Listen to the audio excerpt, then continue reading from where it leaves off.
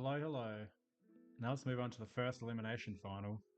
GWS Giants hosting the Hawthorn Hawks at NG Stadium in Western Sydney.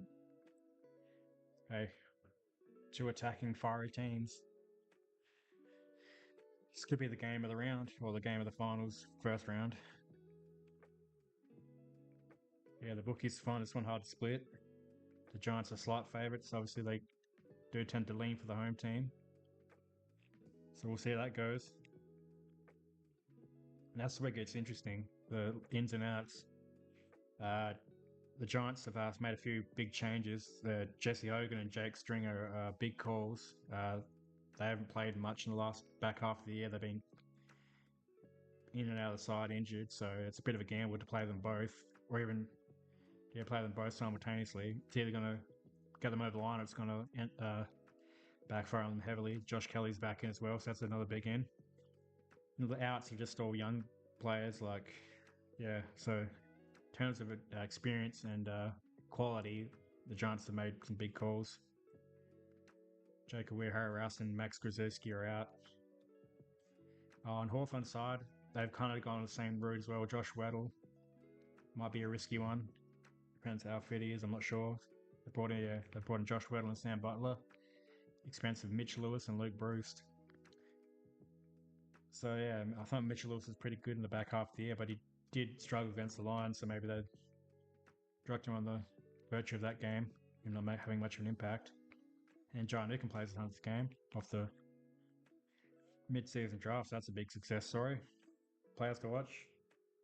I mean, makes sense. Jack Gunston is still Hawthorn's best forward at the moment, which can either be a really good thing or a really bad thing. He's still dead-eye. He still impacts the game pretty well, but if you're relying on him too heavily, then you're going to have a bit of trouble. Tom Green wins the ball a lot. And Harry Himmelberg's an amazing defender, so it's pretty straightforward. Interesting. They only played once in the home away season this year, which was that game at Tasmania. I don't know if it was Launceston or Hobart, probably Launceston. It was like a crazy game. The weather was weird that day. The Giants kicked away early, and then the Hawks ran them over the top of them. So the Hawks won by 12 points. The games last year, Giants got a narrow win, beating by 2 points, and the earlier game that year they played twice the year before. Hawthorn got another win, so it's 2-1 in the last three to the Hawks. They're pretty even games actually, so could be expected from both this year. Only one game difference between them, so you can't read too much into that final form. 4-1 with the Giants in the last 5. Wins over the Saints, Suns, North Melbourne, a heavy loss to the Bulldogs, and a win over the Sydney Swans. So it's a bit of a mixed bag. They were pretty good in most of their games. Just that Bulldogs game really let them down. Probably could have finished top 4 actually if they didn't cough that one up. And then Brisbane Lions. Hawthorn lost to Brisbane Lions in the last game, as we all know. I'm sure most of us watched that game. They're 2-3 with wins over the Demons, Pies, and Blues.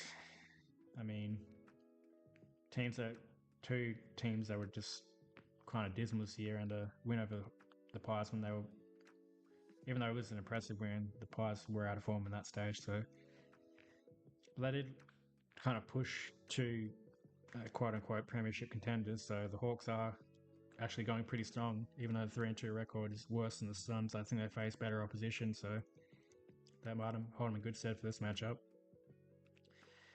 Alright, stats. Hawthorn look like they tend to have more of the ball, 5 extra possessions per game on average.